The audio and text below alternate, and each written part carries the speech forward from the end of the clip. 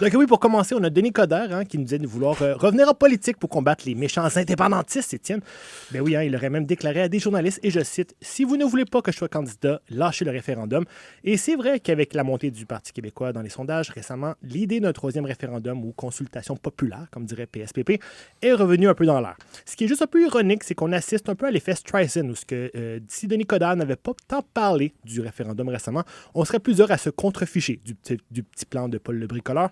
Pour ceux qui ne sont pas familiers avec l'expression, cela fait référence à un incident survenu en 2003 avec Barbra Streisand qui désigne un phénomène médiatique involontaire. Cela se produit quand on essaie d'empêcher la propagation d'une information ou d'une idée dans notre cas présent et que le résultat inverse survient. Parce que là, on se pose des questions, on fait des recherches et on en parle à notre entourage et next thing you know, on a une conversation sur l'indépendance du Québec autour d'une bête à l'espace public. Et pour vrai, si aux prochaines élections, les choix sont un pays ou Denis Coderre comme premier ministre, on va le faire sur un moyen temps. Notre pays, Étienne, vive le Québec libre, libre de Denis Coderre. Enchaînons, on apprenait qu'une nouvelle plainte viserait Gérard Depardieu pour agression sexuelle. En effet, une femme a déposé une plainte en janvier contre l'acteur pour agression sexuelle lors du tournage en 2014. Et pour vrai, je suis tanné, les amis. Là. Est-ce qu'on peut juste l'inculper, bout de vierge, et de savoir qu'il y a une cinquantaine d'artistes, de scénaristes et de producteurs qui auraient publié un texte pour le défendre? Honnêtement, ça me pue au nez. Je suis tanné. C'est précisément à cause de ce genre d'attitude que plusieurs victimes n'osent pas porter plainte et le font 10 ans plus tard parce qu'elles savent qu'on va défendre l'arrêt sur pattes au lieu de les croire. Et parlant de raie, Julien, qui n'est pas autour du micro, on apprenait la découverte de la grossesse d'une raie d'un zoo de Californie, de la Caroline du Nord, qui aurait suscité bien des passions, puisque l'animal n'aurait pas été en contact avec un mâle, la chanceuse.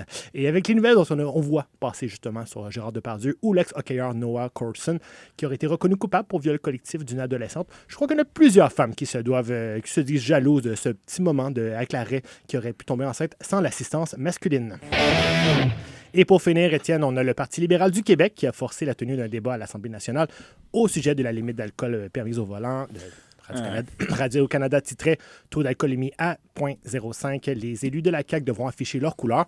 J'en parlais d'ailleurs la semaine passée. À l'échelle internationale, le Québec serait l'un des États où le taux d'alcool permis au volant serait le plus élevé. On est même les seuls au Canada avec une limite à 0,08. Une société distincte, comme on dit. Après, je ne suis pas spécialiste en la matière. Je ne dis pas nécessairement que c'est l'avenue qu'il faut prendre. Je comprends aussi que l'idée peut faire peur à l'Association des restaurants du Québec qui craint une perte de profit sur la vente des alcools.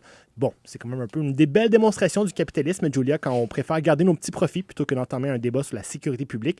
Mais bon, je trouve que c'est dommage, en fait, que la CAQ ne semble pas prendre au sérieux cette question, surtout que plusieurs de leurs députés en région auraient justifié leur opposition en plaidant l'absence de transport collectif à l'extérieur des grands centres. Il me semble que la solution au problème est un peu donnée dans l'énumération du problème. Améliorons le service des transports collectifs, non?